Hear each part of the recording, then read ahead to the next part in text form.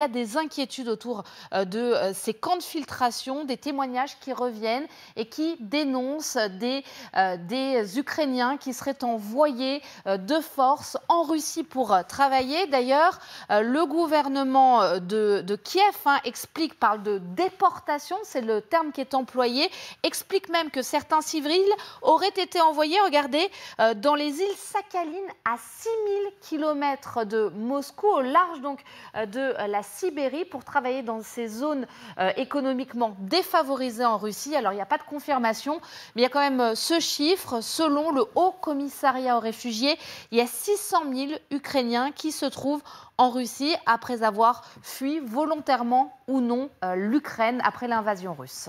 Merci Catherine, chiffre terrible. Philippe Delara, qu'est-ce qu'on a su comme information là-dessus, sur ces Ukrainiens qui auraient pu être déportés vers la Russie et le plus à l'est?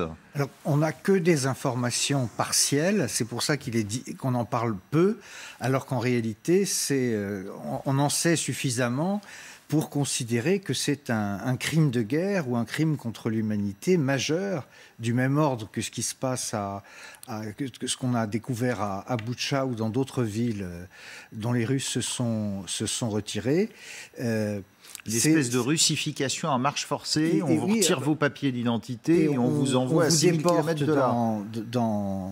Dans différents endroits. On sait de manière à peu près certaine qu'il y a entre 150 000 et 180 000 habitants de Mariupol qui, ayant fui Mariupol, se sont trouvés dans cette situation. C'est-à-dire ils ont pu quitter Mariupol, mais en partant vers la Russie et non vers l'Ukraine. Il semblerait, enfin, il commence à y avoir des témoignages parce que ce qui sauve en partie les déportés ukrainiens, c'est que le système est aussi désorganisé, chaotique que la campagne militaire. Donc, il est possible, en particulier pour les adultes ou les hommes seuls, car il y en a aussi, de s'éclipser sur le trajet, par exemple, qui mène de Rostov à Toliati dans l'Oural. Et il y a une filière en particulier qui passe par Saint-Pétersbourg et l'Estonie. Regagner l'Ouest. Regagner l'Ouest par l'Estonie. Et c'est par ces Ukrainiens arrivés en Estonie que nous commençons à avoir des témoignages assez précis et assez inquiétants sur les pratiques des Russes, y compris des personnes qui étaient dans un groupe et qui, à la suite d'une séance d'interrogatoire avec le FSB, disparaissent et ne reviennent plus dans l'autobus. Terrible. Général Queneau, sur le fond, les Russes ont intérêt à ce qu'il n'y ait plus de civils à Mariupol? Oui, parce que ça leur laisse les mains libres pour bombarder sans aucun problème la Syrie. La Syrie, mais là, ils peuvent bombarder longtemps parce que les souterrains sont à 30 mètres de profondeur, donc ils ne sont accessibles que par de l'infanterie.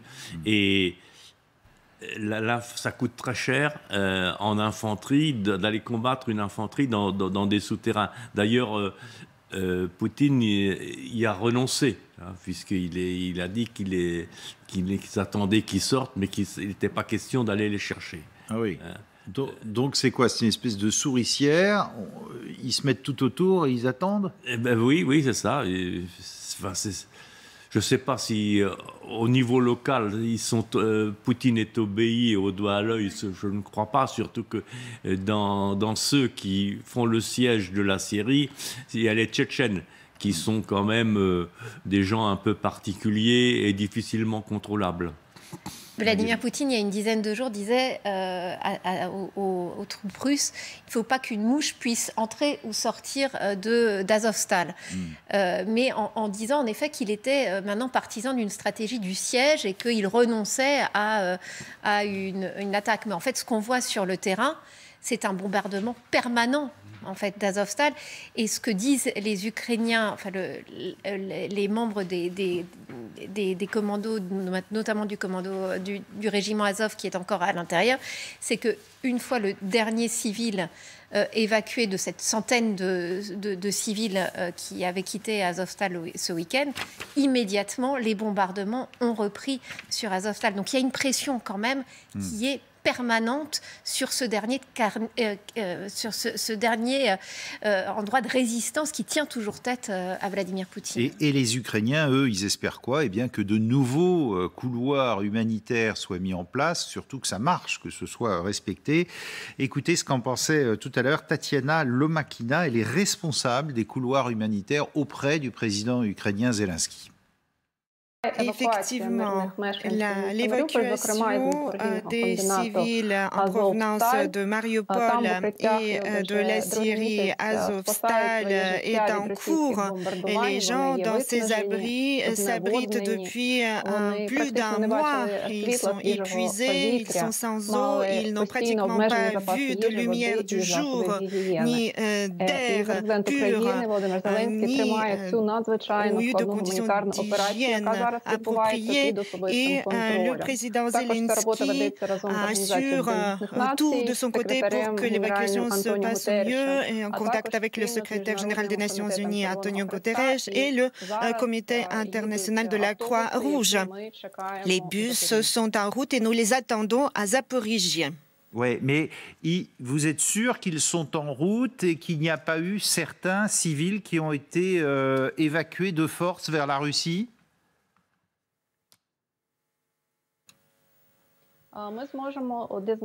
Nous pourrons connaître tous les détails dès que les bus arrivent à leur point de destination sur le territoire ukrainien. Nous pourrons accueillir ces gens et alors nous pourrons partager les informations plus détaillées sur ce qui se passe. Sur ce que vous savez, il ne s'agirait que de femmes et d'enfants ? Ce sont les femmes, les enfants et les personnes âgées. Ouais. Combien y a-t-il, est-ce qu'on a une idée de combien y a-t-il encore de civils qui se terrent dans cette usine d'Azovstal ?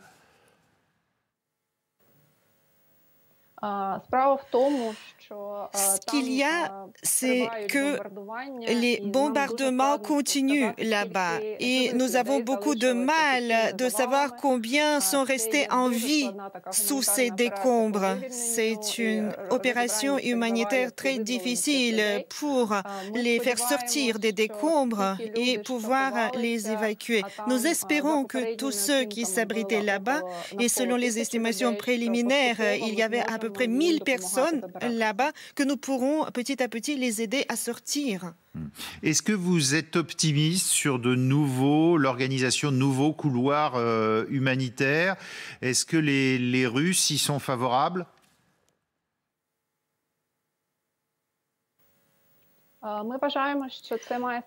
Nous considérons que cela devrait être la première étape maintenant et que cela devra continuer par la suite pour que les Ukrainiens de Mariupol puissent sortir vers le territoire ukrainien. Nous allons continuer les négociations pour récupérer le maximum de nos Ukrainiens, car la vie de nos Ukrainiens, c'est notre valeur la plus précieuse. L'évacuation hier de la centaine de civils, ça s'est fait à la suite de la visite du secrétaire général de l'ONU, Antonio Guterres. On a l'impression que ça a donné quand même ça a accéléré les choses. Nous considérons que l'attention des leaders de la communauté internationale et notamment d'Antonio Guterres est un facteur très important qui aide l'Ukraine à mettre en place les couloirs humanitaires, et nous faisons appel à d'autres leaders mondiaux de participer pour favoriser ce travail très important, car les négociations pour libérer ces civils dans les endroits où ils sont bloqués sont très importants.